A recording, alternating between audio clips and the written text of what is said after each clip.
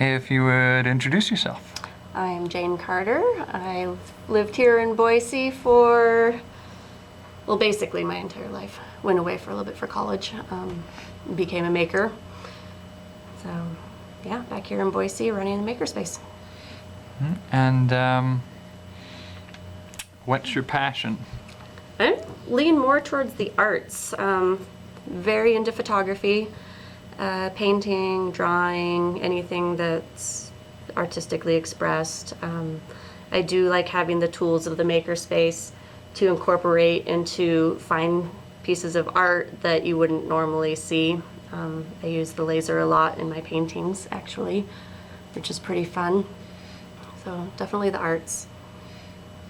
And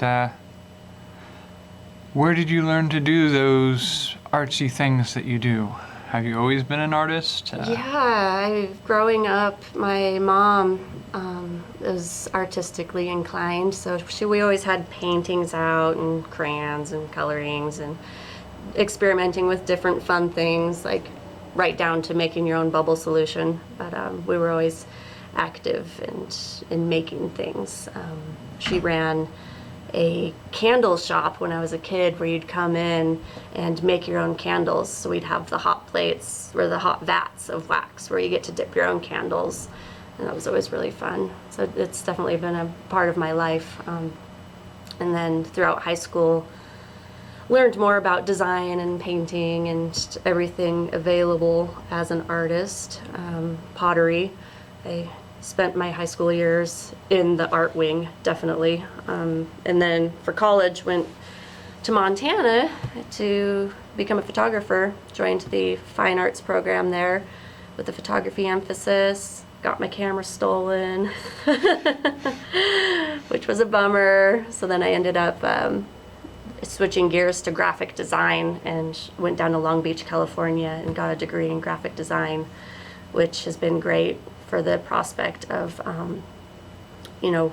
rounding out your artistic capabilities in today's world for hopefully making a living as an artist, which hit or miss. But really we've kind of paved our own way and been self-employed ever since I was still in college. And so what sort of employ do you do that you're making it at? Right, we started a custom jigsaw puzzle company while I was still in college.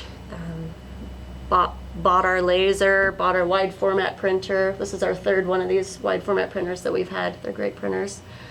And started making jigsaw puzzles. It was really funny.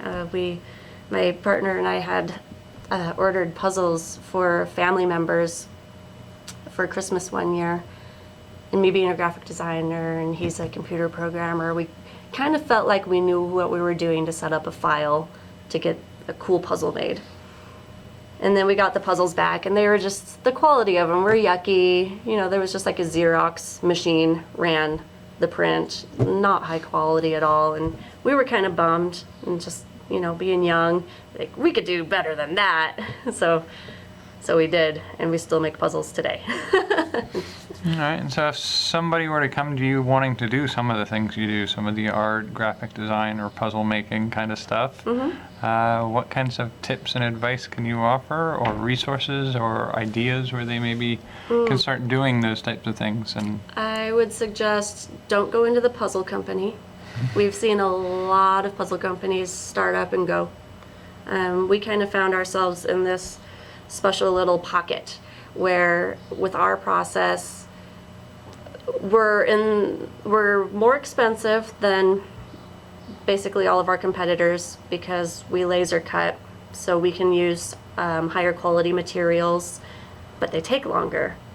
So we can't run them off very cheap like press cut puzzles. But then again, we aren't handmade. We aren't using like the scroll saws and stuff to go through and actually cut these puzzles, which there's some really amazing puzzle artisans out there that do that still. So we're kind of in this pocket, and there have been a couple people who try and cut with laser since we've been doing this, and they can't quite seem to make it work either. It is very hard. You have to deal with burning. You have to know how to treat your materials, to avoid burning. You have to have your trade secrets almost, which we've been very fortunate that we were patient with ourselves and got there somehow. It's kind of amazing looking back at the start of it and some of the errors that we did encounter. But we always buy our competitors' puzzles to see what they're doing. And we've kind of learned a few things based off of what we don't want our product to look like in doing that, which is always good to know the competition. So I don't recommend going into the puzzle industry because, for one, you're not going to make a living these days unless you have a press cut, full-on, huge puzzle shop and are ready to compete with the people who sell in catalogs and on the, Hasbro. You have to compete with Hasbro. As far as the makerspace goes, though, I think that's kind of hit or miss too. Your market that you're in has to be ready for it. Here in Boise, it's still such a new idea that most people I talk to have no idea what I'm talking about when I say the word makerspace. They're like, what? What'd you say? So I think Boise's very young market for it still. Could be a good market in the coming years. It'll be exciting to see where things go. There are a handful of little shops in town that operate as maker spaces, and every now and again we all try to collaborate together and make something bigger. I think people get kind of burnt out though, honestly. They get into their own little world and their projects, and it is a lot of work if you want to run it as a business and still be a maker. It's hard to find that balance.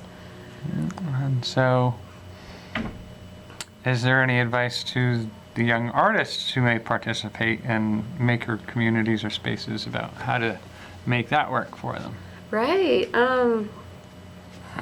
Bring in other people.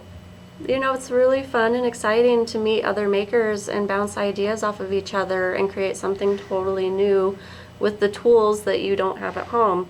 I don't see very many people doing that. I feel like a lot of people get an idea in their mind and want to keep it. Like they don't want to share it with others. And so in that case, you're kind of here just working alone when it could be so much more. So yeah, collaborate. Get to know your fellow makers and have fun because you could come up with something really cool. All right, so who is a maker? Who belongs at a maker space? Where do the boundaries on the term maker lie? I don't think there are any boundaries. I think anybody and their dog is welcome. An artist, a techie person, a computer programmer, anybody who has an idea that wants to create tangible, intangible, whatever. I think we're all makers at heart. Some people just make a mess, but that's okay. And then the other big question I've started asking more of is, do maker spaces have something to offer the communities to which they belong, the cities and the towns they belong in? Do they make a difference? Are they a positive impact? And if so, in what ways? Yeah, I think we definitely have the potential to be positive for our communities. For one, giving teenagers a place to go after school where they can create something. I think makerspaces are a really great venue for having after school programs and camps and getting people interested in things that they don't see in school. Might pave way for a better future for them or give them a career path. And participating in, the shows and stuff that cities put on, be it even just a craft show. As a makerspace, you can go to craft shows, you can go to tech shows, you can make a presence at a very wide array of places like that and pull in all those types of people and give them a place to go and meet other makers and create together. Something else to do in a city.